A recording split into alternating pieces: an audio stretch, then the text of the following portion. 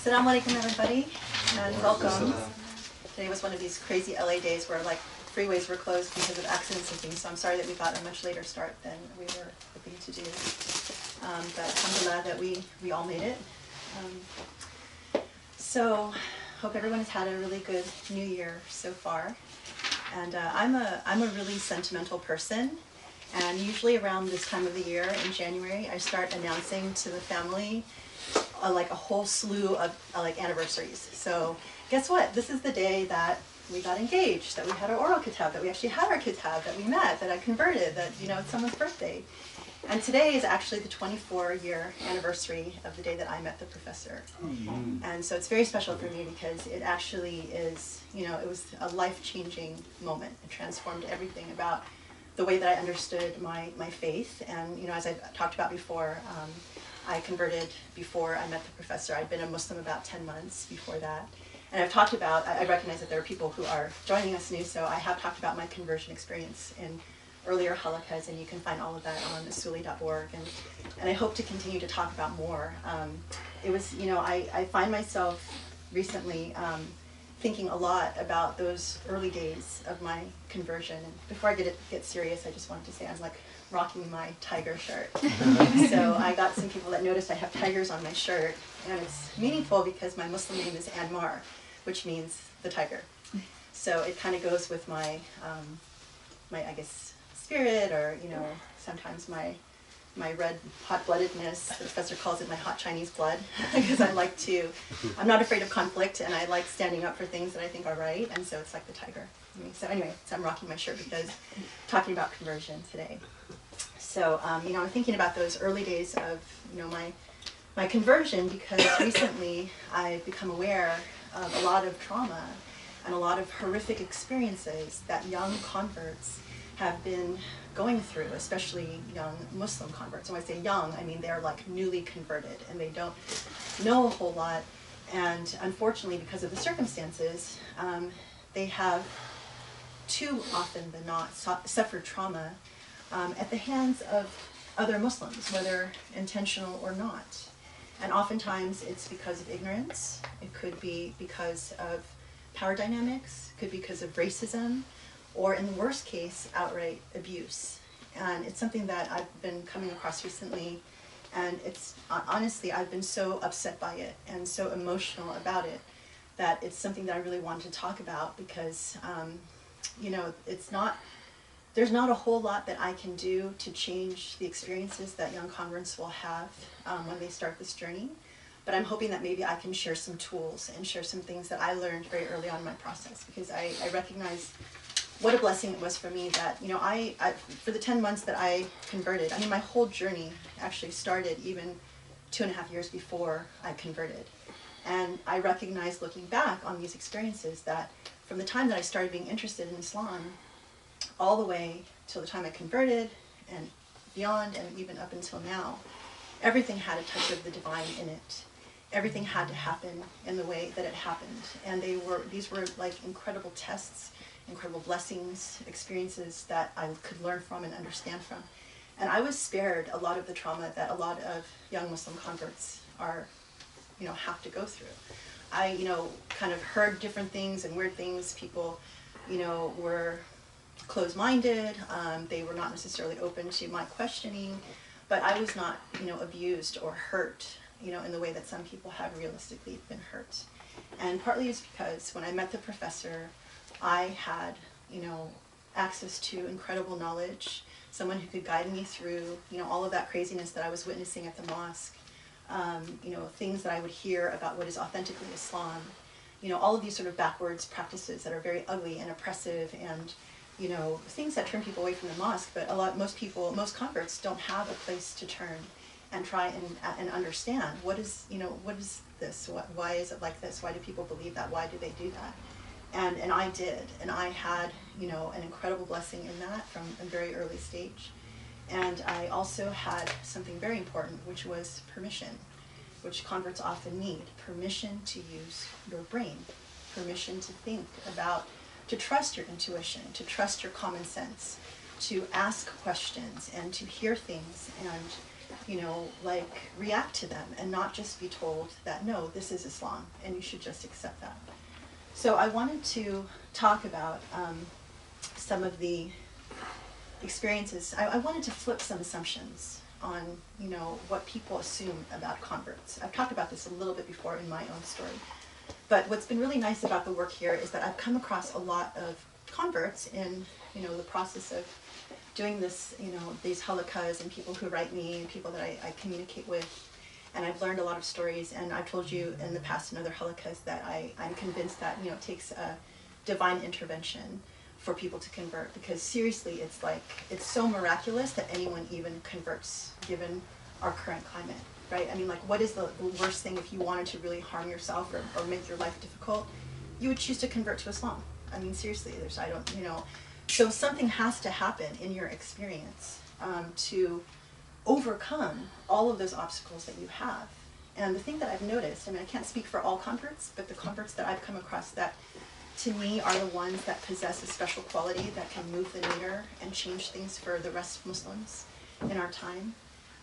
There are some observations that I've noticed. And I wanted to share those with you because I think that they hopefully will shift how you think about converts. So first of all, I've noticed that a lot of converts have a very high IQ. They're super, super smart. They're extremely well read. They have to be, because they have to have enough intelligence coming in, they have to have enough curiosity, they have to do the hard work to read and overcome what they hear in the news, what they hear from their friends, from whatever source of information they get about Muslims. They have to do a lot of reading, a lot of ingesting, and a lot of thinking to overcome those things. They are often very articulate. They ask really hard questions. They are not afraid to ask big life-changing questions about the meaning of life and about ethics and morality and all that stuff. And they demand reasonable answers. It is not enough just to, get a stupid answer. But let's assume that converts are starting this journey and they're struggling with just understanding things. So aside from the high IQ, I noticed that they also have a very high emotional intelligence, emotional IQ. People understand, like there's this book that was written in 1996 about emotional intelligence, and it's about a heightened sense of empathy and understanding of emotions and things like that. So I've noticed that this is the ability to sort of understand your emotions, the emotions of others, seeing how that affects the world, how you relate to people. I've noticed that people have a very high sense of that. They're often also extremely high achievers. They do extremely well in other aspects of their life. And a word that I often hear is perfectionism. It's amazing. I hear converts say time and time again, I'm a perfectionist. I was a perfectionist. I know, because I am a perfectionist too. And a lot of times it's that desire to find something better and do something in the best way possible that sort of drives you and motivates you. And I think that the thing that is the most interesting, if we think about how do people come to start thinking about Islam, like how do they really get here? I mean, in most cases it's because something or someone failed them. They were hurt, they were disappointed, they were, in the worst case, abused. Something went awry in their life that made them think, okay, there has to be something better. There has to be something out there. And you know what? I'm going to go and I'm going to find it. And they start searching, and they start questioning, and they start thinking about things. And they start on this journey, and somewhere along the line, they come across Islam. And they're interested in looking for a divine ideal. I call this like divine idealism. You become divine idealists. You start thinking about, who am I? What is my world that I live in? What would the perfect world be like? What would it consist of? How would we create it? And what would take place in that world? And then you read Islam and you read the values and you go, oh my God, this is what I've been looking for. It's a world where people are kind, they're just, they're merciful, they're loving. They think of others. They believe in something bigger than themselves. They dedicate their life to service. They believe in, all kinds of causes. It's like, in that process, and oftentimes people will talk about, in the process of conversion, it takes a long time. For me, again, like I said, it took 2.5 years to get to the point of conversion. In that process, you are cultivating your own desire for divine idealism. You are taking the time to really, without any baggage, without having interacted with Muslims, you are just starting to understand, what does the perfect world look like? And even if I call it, what's the promised land? And how do I get there? And then you start thinking, holy cow, Muslims have the promised land. That's where we go. That they are the ones who know about kindness and justice. These are all parts of what they believe in and what they live. And if you don't know Muslims, you don't know that that may not be the case. I mean, the interesting thing, when I told the story before when I was a young convert and I called the professor, and the first thing he said to me when I told him, I was a convert is, he said, well, I'm not impressed because you're either, people who convert are either brilliant or insane. The second thing that he said to me is, well, I don't know if I should tell you the bad news about Muslims now. And I had no idea what he was talking about, because at that point I had not really met many Muslims, and I had not, I just didn't know enough. It was too new for me. But now I know, and now I can talk about it. And that's now what I want to say is that people, these converts, they cultivate that divine idealism, and then they start to assume that the Muslims have it. So, and because they have high intelligence, high emotional intelligence, and they're polite, and they're questioning, and they're open, they start thinking, okay, born Muslims, they must know all this stuff. They're Muslims. They were raised with this. They must be, they must know the rules of the game. They must, be more pious. They must be, because they've known it for so long. And so they then defer to the born Muslims. And they assume naturally that these are the people who can guide me through this process. And they're the ones who are going to know what I need. And the truth of the matter is that they don't. I mean, you go into this situation, and the other thing is that converts, they put up with a lot. Because if you know any converts, you know that the very common experience is once they convert, after the 2-second fanfare of, welcome to Islam and you're wonderful and all of this, that the Muslim community largely disappears. And that converts often find that they don't really have a place, because mosques tend to be cultural centers much more than, multicultural points of worship. And they go to the Arab mosque, they go to the Pakistani mosque, they go to, the whatever mosque, and they discover that they're not really welcome, and they're looked at with a lot of suspicion. And so, this is extremely sad. And I really believe that, when God comes and literally chooses you, and I've said before, every single convert I've met and come across like this has a story where at some point there's a divine intervention, something very specific for them that makes it clear to them, you know what, God wants you to be Muslim. And there's a reason for that. There's a reason because these people have a potential that they can fulfill.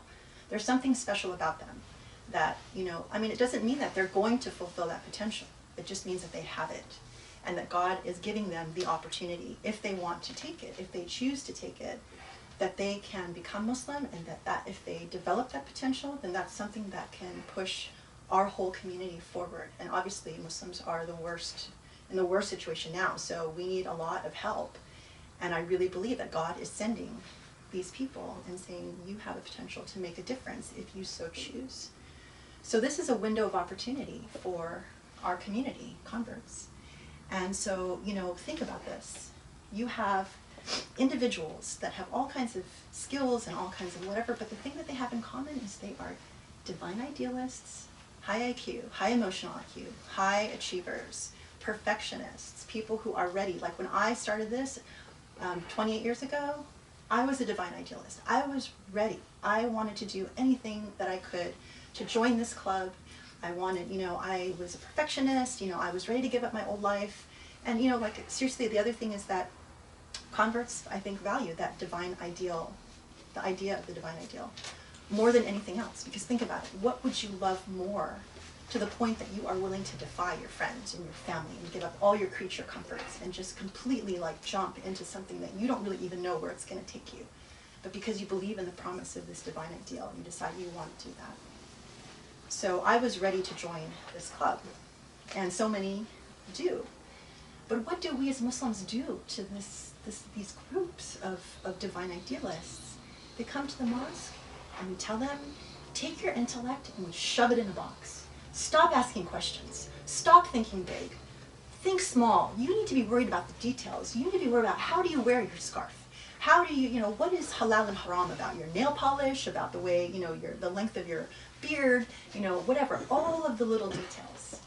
And you think about, these are people who are they are looking up to the sky and thinking big. They come to the mosque and they're told, shove it in the box and shut up. And, and so many people, turn away. I mean, converts, they put up with a lot, they're learning a lot, they're like, I've heard so many stories recently about, women converts. This is, especially for me, it's like I don't wear hijab, and people have asked me, why do I not wear hijab? And of course, I can tell and I'll tell a story another time. But for me, it's an issue of modesty, and for me, I don't believe that every woman on the planet should wear a scarf. That's not what God intended. But if it makes you feel closer to God, okay, that's between you and your God. From my reading, from my knowledge, from my questioning, maybe I should tell this story. So this was one of the first burning questions that I had when I met the professor. So when we met, the professor lived in, if you have read The Search for Beauty in Islam, he says, in a small apartment outside of Princeton, New Jersey. And it was like the one-bedroom version of this library. So if you can imagine, it's literally like the size of this room. But we had literally bookshelves that would just be like carving out a maze of books and things like that. And so I said to him, okay, I have to ask you the question about the hijab, because, literally within a week of converting, people were telling me, well, you need to start wearing the hijab. If you want to be a good Muslim, you have to wear hijab. So do I really have to? And so he said, okay, well, let's answer it this way. So he said, let's go into our library. And he brought me to, I don't know which book it was, I think it was over here, it's like 110 volumes, one of the magnum opuses of one of the scholars, and maybe the professor can remember who this was.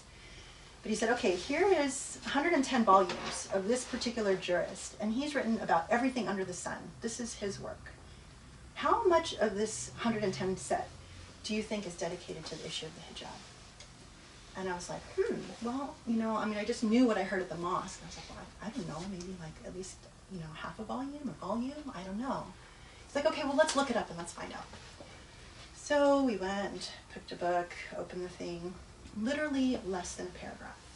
And all it said was, it would be good, it's preferred to cover in prayer. And that was literally it, like not much more than that. And I was like, what? And he goes, okay, you don't believe me? Let's go find another jurist. Okay, we went to another jurist, 50 volumes. Let's look it up again. Same thing. Open to the section on hijab. Same thing. You should just wear it, in prayer, in general prayer. We did that like 3 or 4 or 5 more times, and I was like, holy cow, what am I hearing at the mosque? And for me, my sense was, I had no connection to the scarf whatsoever. So for me at that point, to wear a scarf was like completely not my culture, not my thing. I was working in a corporate job. I was not going to show up the next day in a scarf. It just was not. And for me, modesty was like, okay, I can wear this, and I'm perfectly modest. And so anyway, that was a real eye-opener for me, to say the least. But so I get really angry when I start hearing these stories about what converts become the receptacle for from other born Muslims. And it makes me so angry because just because you're born into this faith does not give you an entitlement to tell a convert anything. You have not gone through the work. You have not done the reading. You have not sacrificed your friends and your family and your public perception. You have not spent the years upon years thinking in terms of divine ideals. You have not done what it takes. It's like, saying that anyone who's just born into Christianity or born into Judaism has a right to go and tell a convert what to do. No, you don't. And the most that you should do as born Muslim is just to be loving and supportive and to help that person on their journey, because they actually could be your future. So for the advice that I would say is, number one, for converts and anyone who wants to take this path, because this is not just a closed path for converts. If you are just coming upon your Islam, you're born into a Muslim family, and maybe you weren't religious, and now you want to become religious, this path is open to you, as it is to everyone. And the first thing is cultivate and embrace that divine idealism in you, and don't let anyone compromise it, and don't let anyone tell you not to listen to your intuition, not to listen to your common sense, not to listen to your sense of beauty or intelligence or emotional intelligence. Number one, we as a faith are about truth. We are not about numbers. We're not about conversion. We are about truth. And a really beautiful hadith, or tradition, I guess, that the professor told me about early on, is that even at the end of times, if there is only one person who holds the truth, that's enough. So think about it. It doesn't matter that everyone in the mosque is telling you that you have to do something that's oppressive or ugly or, whatever. You don't have to listen to that. You could be that only person that holds the truth. And that's what matters. And don't believe that born Muslims know better than you. They simply don't. Many Muslims have never read the Quran. Many Muslims have never, thought anything. It's just an inheritance. It's kind of like, it's like belonging to the country club that your dad bought a lifetime membership in. Just because you're in it and you know how it works doesn't mean that you have a right to be there. Because we have a fellowship of the divine. This is not a country club. This is not like a private club or like the Trumps and the Bushes and the Clintons. It's like, okay, I have a lifetime membership. No, it's not like that.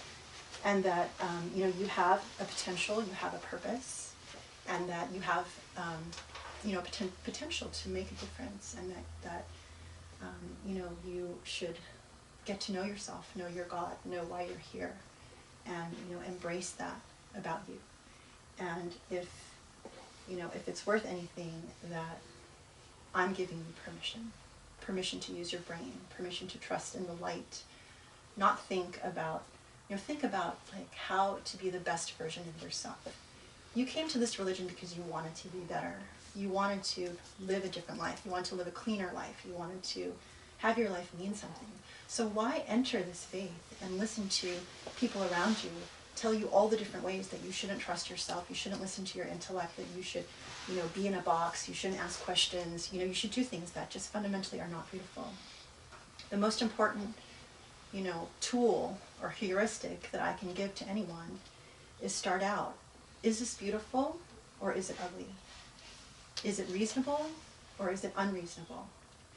Is it loving and open or is it harsh and judgmental? And those things will tell you what is authentically Islam.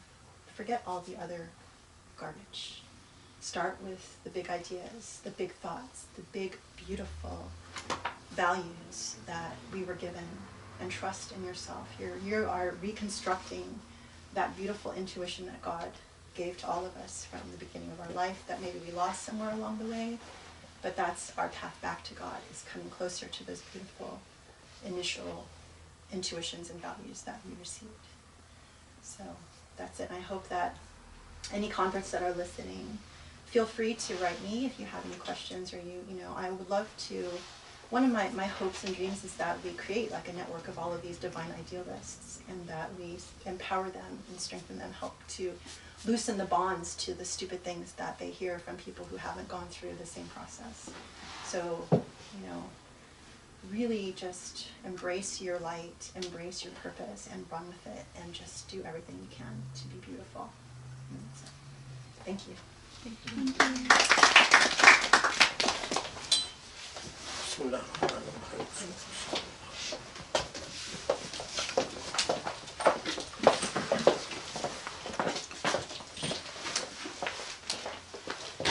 Okay, so before we get to Surah al Qaria,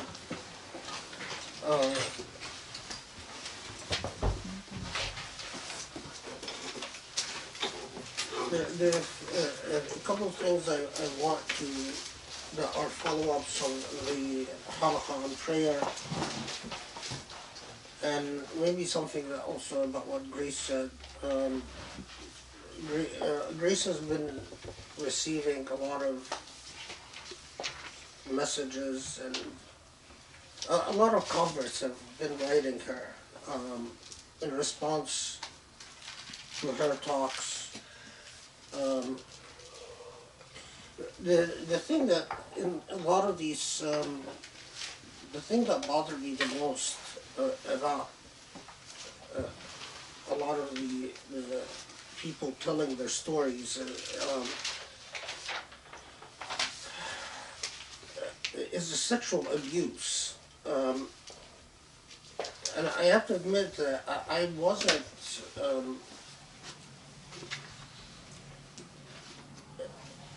Yeah, it's a bit shocking to the system because apparently, especially white converts, there's a significant racial element in this dynamic, and that is white converts shortly before, after they convert, they are told that to be a good Muslim you have to marry, and apparently they get a very large number of proposals immediately.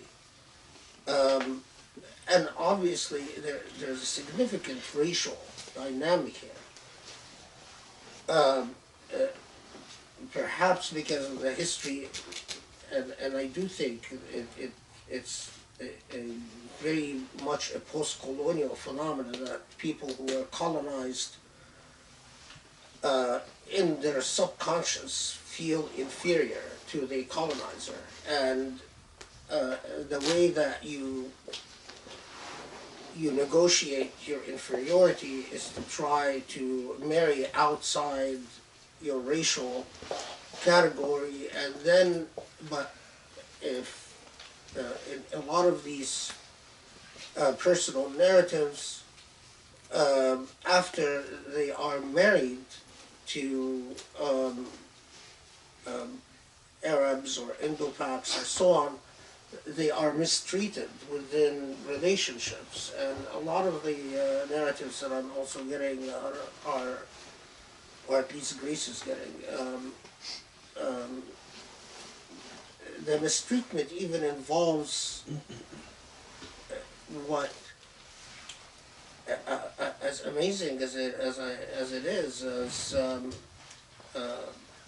the objectifying and fantasizing and fetishizing of the convert, and even polygamy.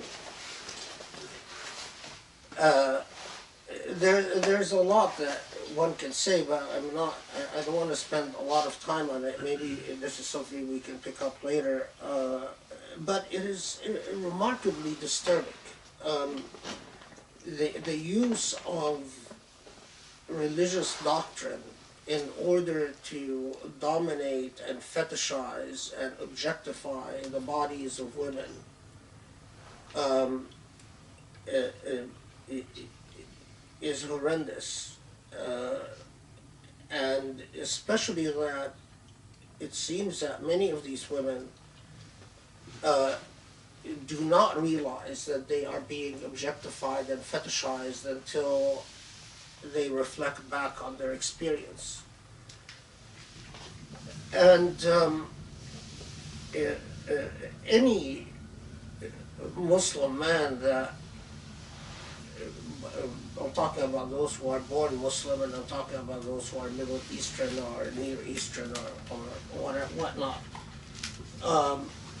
who are drawn to inexplicably want to marry a woman simply because she's white and has converted to Islam, and then they find themselves abusing that beautiful act of embracing Islam. It's a sign of and especially when they mistreat this person, it's a sign of a deep malady in the soul of a human being and a serious disease. And for me, the fact that it happens all within the name of Islam or using Islamic dogma and doctrine is beyond imagination. So deeply offensive to the core.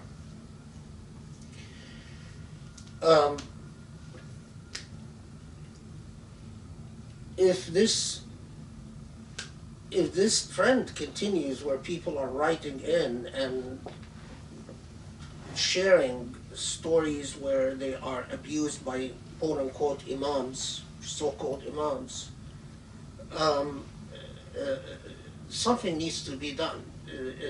Nothing is more offensive. If you think about what we said about prayer, the entire framework for what it means to be a Muslim and what it means to submit to prayer and the entire dynamic of Salah. And if you remember, we talked about Salah being by definition an act of protest against subjugation and all form of human domination. And I encourage you, if you haven't listened to the Halaqa on Salah, to do so. Because as we said, a lot of what I do is cumulative and it builds upon each other.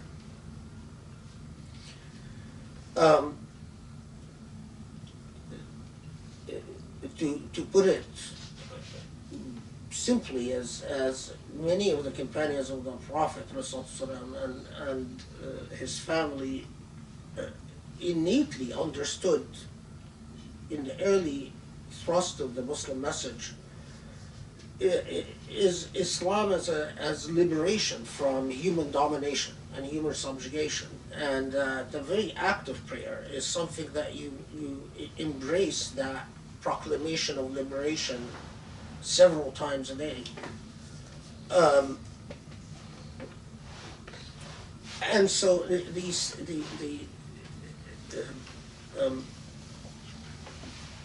as Muhammad Ghazali rahimahullah used to say, that the idea of Muslims being among the most oppressed people on the face of the earth is such an anathema to Islam itself. That's such an antithesis to the idea of being Muslim.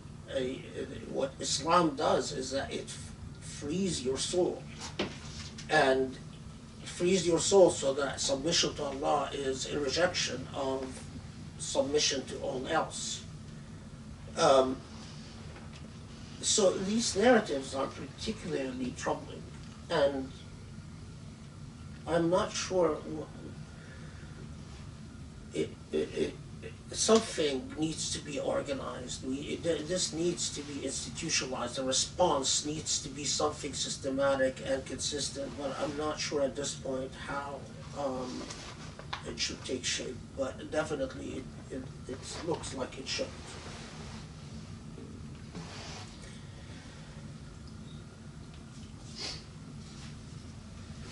Now, I told you repeatedly that for me,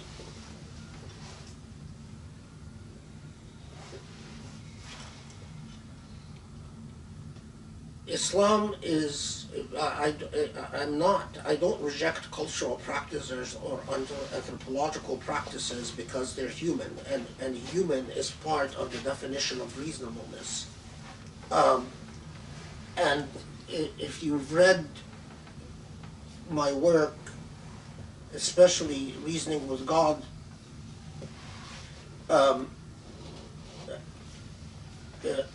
I acknowledge the role of culture in defining a human being in substantial and insubstantial ways. But to me, fundamentally and basically, Islam is a theology. It's a system of belief. Without the belief, without the iman, without that core, then we are talking about a sociological performance that doesn't have normative qualities, and without the normative demands. In theological terms, without the idea of taklif, the idea that God interacts with human beings, a just and merciful God is a God that is engaged with the fate of what God created, and that this engagement is through the basic notion of taklif or obligation. So that our very testament of faith is immediately an acceptance of normative demands that are created through our interaction with the divine, our interaction with Allah. And it's summed up in the word of takalif, plural of taklif, obligations that we realize that we owe to God because God is engaged with us as creation. And the core of the theological dynamic, at the heart of it, at the pulse of it, is the Quran. Muslims without the Quran is an incoherent paradigm. And that is why I continue with these halaqas where there are thoughts or commentaries on the Quran, because it is the heart of our normative existence. If you're not engaged with the Quran, then you are not engaged with the very notion of taklif. I don't theorize about the faith of Muslims because that's between them and Allah, but I am talking about the coherence of the idea. For all the people that write me and continue writing, and the people who write me are different than the people who write Grace, I've started noticing that there already is understandably, I think a lot of women converts are much more comfortable sharing their stories with Grace.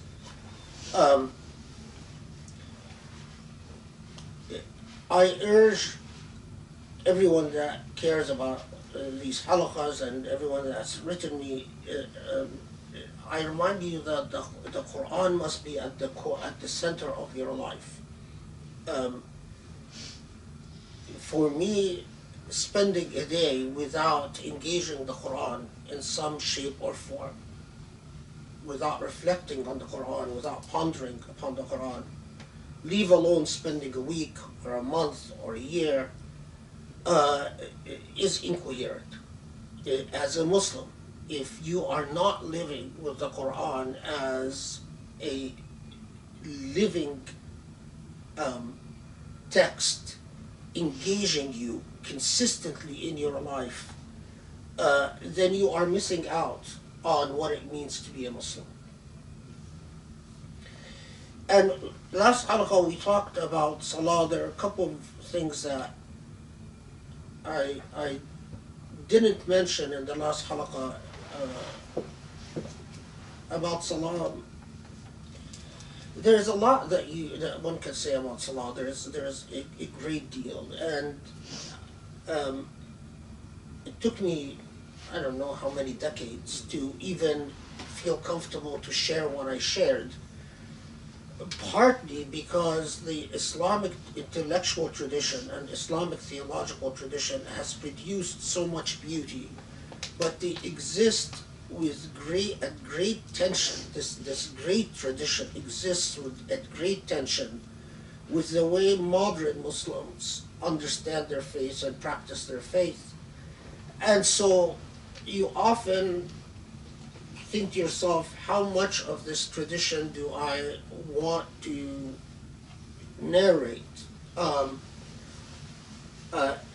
And you're always considering your audience. And as you get older and closer to the end of your journey on this earth, you also worry about what you're going to tell Allah at the end as to what knowledge you did not share. So, part of what I did not talk about, and I thought that it's too alien to the modern Muslim mind, so I omitted it. But on second thought, I perhaps don't have the right to omit it. I should just give it to you and let people who are interested in knowing more about it, they can research it in the tradition, or those who perhaps can develop it in ways that even exceed whatever I developed it in my own life.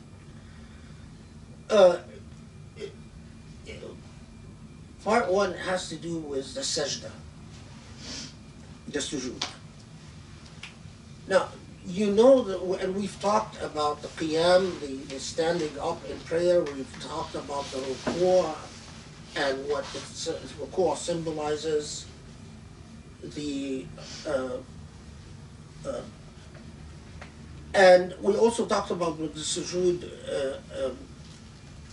symbolizes and what it, the state of being that you should strive towards in the sujood. But among the very interesting commentaries about sujood, there are traditions attributed to the Prophet ﷺ that talk about what part of the forehead should be touching the ground in sujood. And most of these traditions talk about that when you do sujood, you align the nose and the forehead on the ground. Does everyone know what I'm talking about? So that effectively the part of the sujood that touches the ground is this part of the forehead. So you're aligning the nose with the forehead. And if you attempt to do that, you will find that it is always this part of the forehead.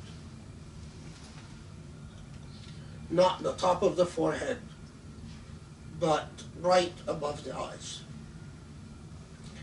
Now, of course, in the Salafi/Wahhabi modern discourses, it has become a mechanical act in which you don't ask beyond the very act itself. So if you've learned it in many of the modern contemporary Muslim schools, they'll tell you when you do sujood, your nose and your forehead should be aligned on the ground, but you're never told why. And there's never any explanation for it. And it becomes a pedantic, mechanical act of just, we do this because that's what the hadith says and nothing beyond. But within the tradition, and unfortunately we miss out when we have not re-investigated that part of our tradition, is that many of our ancestors thought about and reflected why this part of the forehead touches the ground. Now, in the Islamic tradition, they're called something different, but if you know anything about Hinduism and Buddhism, there is talk of the chakras in the centers of the body, centers of energy. Now, this is a very ancient idea, a very old idea, predates Islam, that the body has centers of energy, and that one of the most significant centers of energy in the body is right here in the forehead. It is often called the third eye. It's been called the third eye for a very long time. And it is in these discourses that center of energy in the body is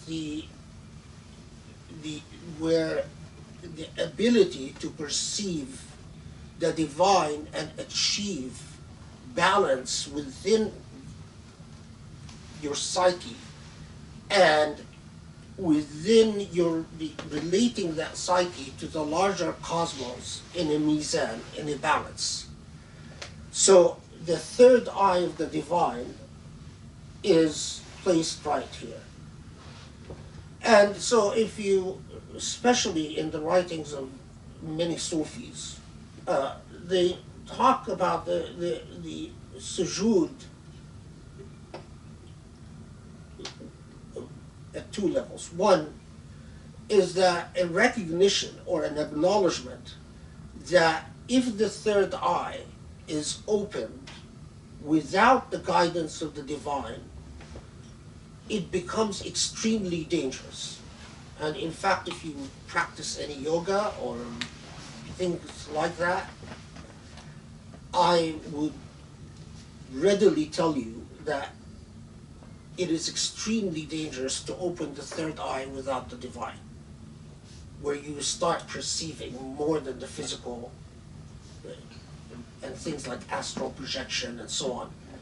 The biggest danger in the practice of yoga, in the practice of this meditation, without being tied, clearly connected and subjugated to Allah, to God, is that it leads to an enormous amount of confusion. And I'll tell you very frankly, and that's, you'll understand why I emitted it the last halaqa, it can even open portals to the demon. You could end up with an enormous amount of trouble if you open your third eye without understanding its place within your relationship to Allah.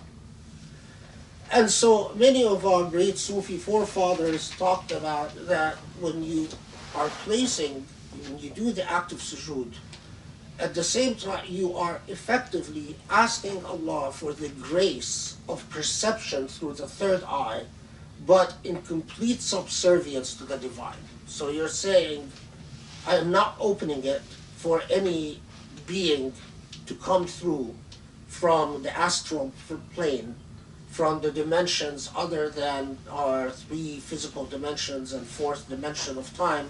As you know, modern physics says that there are 12 dimensions, some physicists say 24, because mathematics shows that we don't just exist in the four dimensions or the three dimensions plus time. Now, if I'll tell you from, even you can get a little sense of this from your own practice. If you are aware of your energy and you do the sujood and you place your forehead at the right spot in sujood, you will feel a surge of tranquility and peace. You don't feel it if you place your head here in sujood, but you feel it if you place your forehead right here. If you don't feel that surge, then you're probably doing your sujood while being absent-minded, you know, thinking about the bills and thinking about what you have to do. As we often do, we just rush through prayer. You know, Allahu Akbar, and then you say, subhanallah, and you pop up and you go down again. And as we talked about, you're missing out, and your prayer needs work. Because if you truly feel your salah, you will feel the iqamah, and you will feel the change as you stand up, and you will feel the change in the energy of your body shift to the center when you do your ruku', when you're bending and you're saying Subhana Rabbiyal Azim, Subhana Rabbiyal Azim. You all know what I'm talking about, right? So when you do your ruku', you'll feel the shift of energy to the center of your body. You'll stand up, you'll feel the centers of energy in your body balance out, and then you'll do the sujood, and you'll feel an explosion of energy from your feet to your forehead as you do your sajda. Now, this doesn't come instantly, and it doesn't come overnight. Your salah, as we said before, in fact, your recitation in Arabic, as I said, is words manipulate energy. And your salah is a reorganization of energy within your body. And then submitting this energy and recognizing that without Allah, that energy is meaningless. The reason it has meaning is that it is connected to the divine. And that's the big debate between Muslims when they encountered Hindus and Buddhists, especially in India and that part of Asia, was that Buddhists said, well, you know, we know about the chakras, we've known about them from our forefathers, and by the way, some of the best writing in this are by Indian scholars, especially Indian Sufis. But Persian Sufis have written, and Turkish Sufis have written a great deal about it. And the response of many Muslim Sufi practitioners was, yes, but you work with your energy and you become consumed in a completely narcissistic fashion. So you defeat yourself because you want to subjugate the ego, you want to control the ego, but ultimately you don't know what to do with this ego because you're missing the divine. You're missing that magical connection, the one and only, Allah. While Muslims, yeah, we completely acknowledge that the body has energy centers, and we completely understand that ultimately it is the divine that can help us reorganize our body centers, that can help us balance ourselves, and without the divine we're lost. As I said, you can spend a lifetime studying this material. And when I engage modern Muslims and unfortunately see how a lot of Salafi, Wahhabi types cite hadith and throw it around without any understanding of the great amount that our forefathers have. Why is it, for instance, that the companions of the Prophet ﷺ or the Prophet would become completely submerged in prayer to the extent that they would say that the joy of our life, the center of our existence is Salah? While you'll find other Muslims, their Salah doesn't change anything. They do Salah and as if it's a mechanical act. Why is it that some people can transform existence with their Salah and some other people change nothing with their Salah? Salah is extremely powerful. It's extremely powerful. And the more you work on it, the more you practice it, the more that power yields within you with the grace of Allah at moment's notice. You completely control it. In other words, you can be completely off balance and you just simply pray Fajr and you're within balance immediately. Now, I encourage you, don't listen to this as theory. Work on it together. In the way I was raised was that we didn't attend the halaqa and salah and then we go home and just do our salah on our own. We worked, my brothers and sisters worked on salah together. We practiced it together. This is, we formed fraternities. What's the one for men, and sorority is for what? Sorority is for women. And fraternity is for men? Yeah. We formed fraternities and sororities, I guess, for Salah. And we worked on our Salah together. And nothing creates a bond between human beings. And nothing, in fact, empowers you to become conscious of the energy that lies, that third eye that lies within the center of your forehead, by which you can perceive so much innately, and you can even become, when I read in modern physics, they talk about the world being, there are akashic energy fields that surround the earth and so on. Yes, modern physicists can do experiments to, poke the akashic field and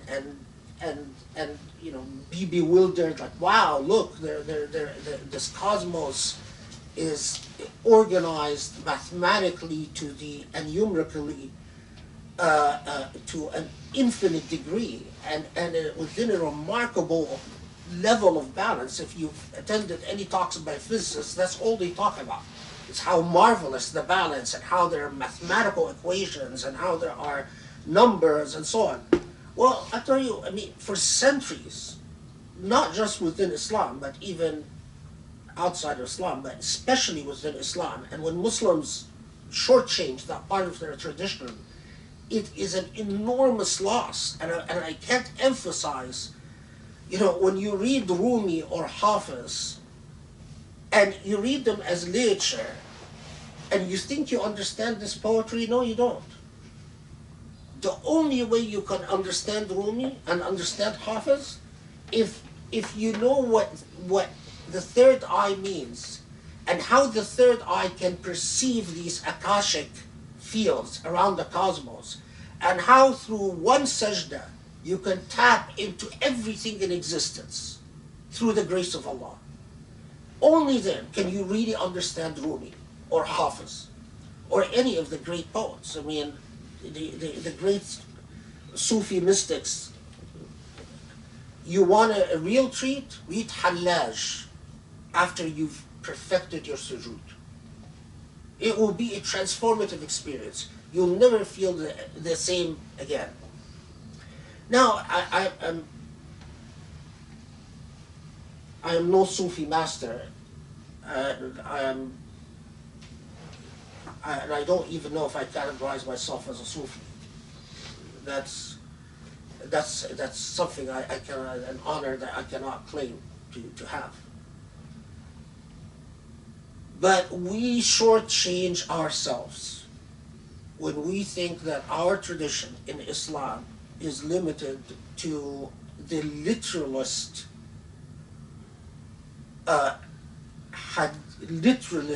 tradition of reading hadith without understanding the amount that our ancestors invested in unpacking that same exact tradition. Bukhari has existed for centuries, but the hadith, the same hadith that you find in Bukhari, read through the eyes of an Ibn Arabi or read through the eyes of Ibn Tufayl, even to take someone from the philosophical tradition instead of someone from the Sufi tradition, or read through the eyes of an Ibn Sina, is entirely different than the same hadith read through the eyes of Bin Baz or Al-Uthaymiyin, and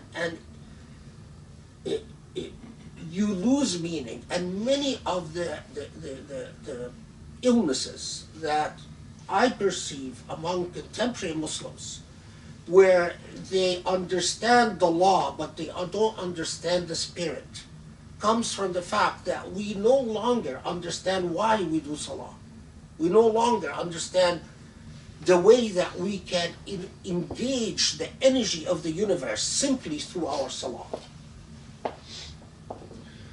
Now, as I was praying after last halaqah, I was doing my dhikr, I remembered an incident that took place years ago. It must have been now 25 years or more. And then I told Grace the story, and she told me I should share it with, I should share it with the halaqah. After I tell you the story, you'll understand why I was a bit hesitant. Years ago, I had given a talk about Salah, similar to the one that I gave. And I said in that halaqah, this was before we even met, that be accustomed, or try to get used to handling all your problems in life through prayer. Try to get used to it. I'm not saying it's easy, but try to get used to it.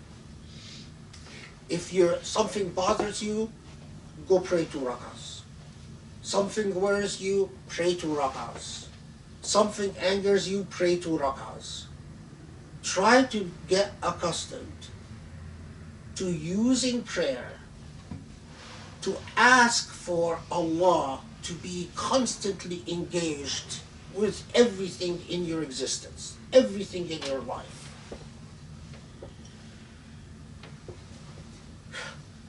I mean, it's just silly, but might as well share it. You know, early on in my career, I worry about whether I'm going to have a job. I would pray two rak'ahs. I worry about whether I'm going to get tenured. Pray 2 rak'ahs. A colleague says something that annoys me. Pray 2 rak'ahs. A student is stupid and doesn't understand what I'm saying. I pray 2 rak'ahs. Everything, everything. Now, I would submit to you that you'll find your life transformed. You'll find the way that you see existence completely transformed. You will not be the same human being, and it can only be communicated and experienced. So I gave this talk, and then a woman hung around afterwards and wanted to talk to me, and she told me the following story. And I had forgotten about it, and then during the dhikr session, I remembered it, and it's a little bit painful.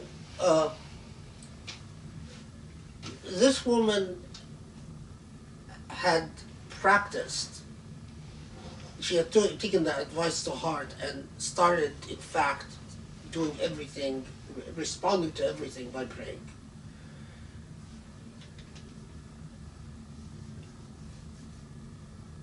She had a stepfather, and the stepfather would come into her bedroom at night and molest her. And what she started doing is that every time she senses him coming into her bedroom, she would get out of her bed, and even if she catches him in bed, so sometimes she would get out of her bed and he would be right there at the door, and she would just immediately say Allahu Akbar and start praying. She said after she started doing that, I'm not sure how long, but I don't remember if she told me how long, I don't remember. It apparently became increasingly uncomfortable for him to continue doing what he intended on doing. Because you're coming into someone's bedroom and they jump out of bed and they immediately enter into prayer. Now for those of you who are, obsessed with law, did she have wudu? I don't have no idea. But I'm happy she said Allahu Akbar and then started praying anyway. I am sure Allah would accept, considering everything, Allah would accept from her. So this, the man got a conscience apparently a couple of times, so refrained, but kept it, that demon wouldn't leave him, because she would still catch him several times coming in, even after he would stop for a period of time, and then he would still come back. And then she told me that after this continued on for 6 months, he suddenly got a stroke and became paralyzed in half of his body. Now, of course, she wanted to tell me the story to ask me, because she said that she felt guilty about giving her stepfather a stroke. And you probably can guess my response is that I urged her not to feel guilty, and that if that is Allah's intervention, then she should accept Allah's intervention as the just cause and the just action, and what that man deserved. It was it was very painful, because she told me the story in much greater detail, and she talked to me for about an hour. But it demonstrates the point, maybe in a very graphic way. Salah is nothing short of inviting Allah with all Allah's magnanimous beauty into the heart of your life. One last thing about Salah. There are people who, a couple of people who wrote me and said, you know, they say, we pray, but they do something in their life that is not right, and they know it's not right. I know some Muslims, as incredible as it is, they will do their salah and then jump into bed with a girlfriend. Now we know that in Islam, extramarital sex is not allowed. You will account for that in the hereafter. That's all I have to say. Now, whether Allah will accept whatever your excuse is, whether Allah will forgive you or not, that's between you and Allah. But your salah, as the Prophet ﷺ said, is supposed to guide you away from sin. If you pray and you sin, what can I tell you other than work on your salah? And work on living a life as to the extent that you can without sin. And don't be presumptive about Allah. It is arrogant to just say Allah will forgive you. That's taking Allah for granted. It's like think of taking another human being for granted. If I acted in a certain way and just thought, well, my wife will forgive me, it's okay. I can cheat or lie or do, things that would dishonor our relationship, and just say, well, if I get caught, she'll forgive me. It would be just and righteous for my wife to say, you took me for granted. You shouldn't have just assumed I'm going to forgive you. Now, how about Allah? Because that's what a lot of human beings do. And in doing that, you are making Allah subservient to your whim, to your hawa.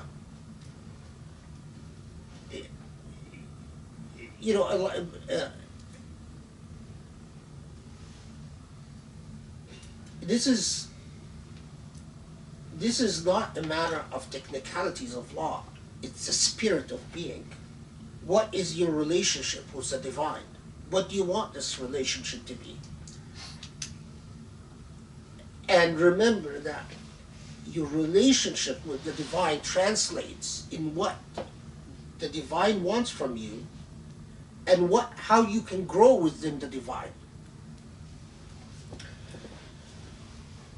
Sharif, what time is it? It's Maghrib now. What time is I it? think it's 5:12. Shall we pray Maghrib and then deal with the Qaria? Yeah, Okay. that makes sense.